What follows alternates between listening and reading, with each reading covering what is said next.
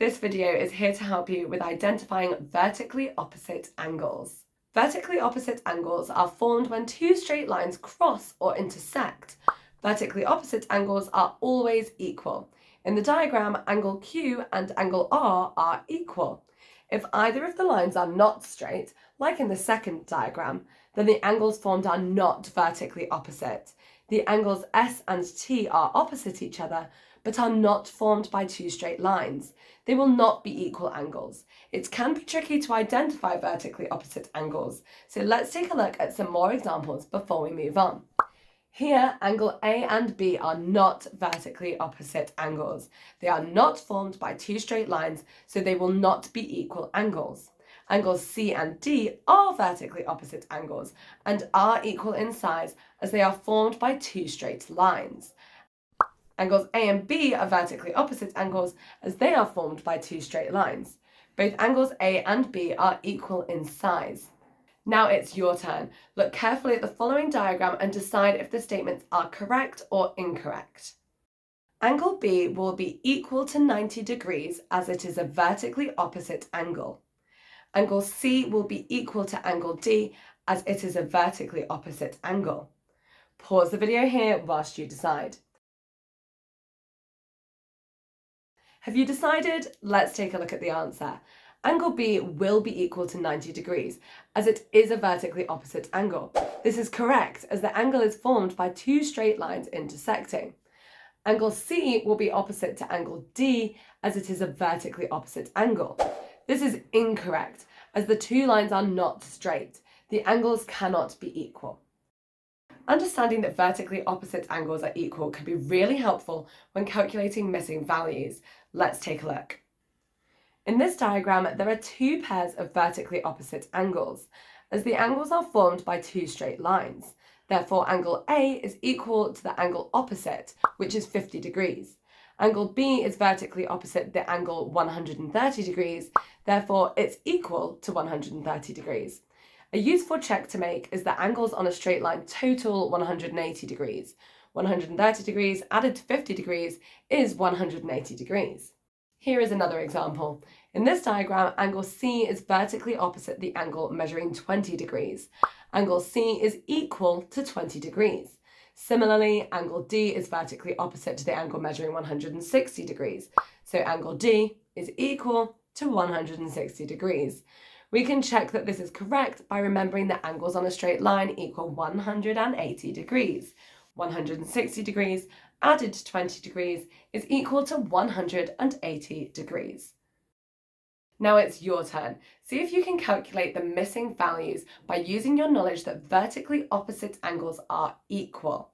Pause the video here whilst you work out your answers. All finished? Well done. Let's take a look at the answers.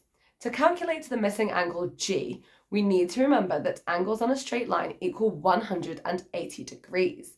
180 degrees subtract 110 degrees is equal to 70 degrees.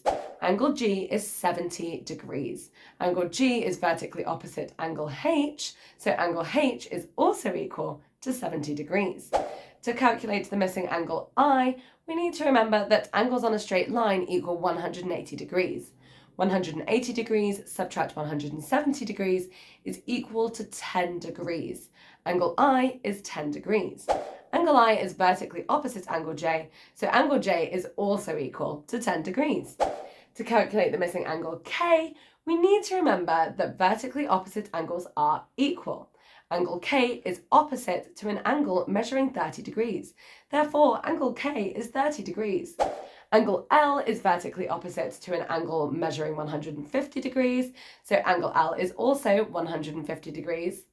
Angle K added to angle L is equal to 180 degrees, the number of degrees on a straight line. In this diagram, we need to calculate the missing angles using the known angles we have been given and our angle fact knowledge.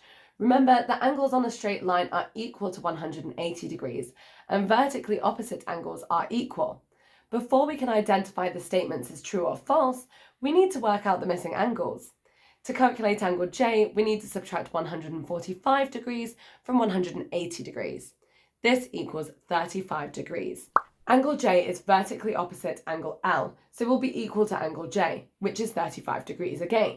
To calculate angle I, we need to use the fact that angles on a straight line equal 180 degrees. We know angle L is 35 degrees, and the other angle in between angle L and angle I is a right angle, which is equal to 90 degrees. 35 degrees added to 90 degrees is equal to 125 degrees. 180 degrees subtract 125 degrees is equal to 55 degrees. Angle I is 55 degrees. Therefore, the statements are: A, angle I added to angle L is equal to 70 degrees. We know that this is false.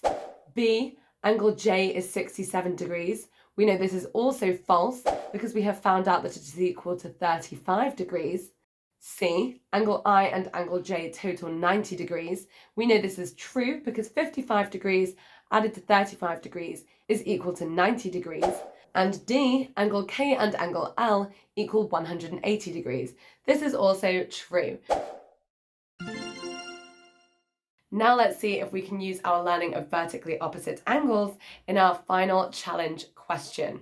Amrit says angle A is 52 degrees as it is vertically opposite to angle D. Do you agree with Amrit?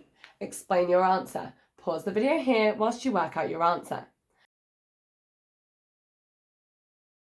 All finished? Well done. Here is the answer.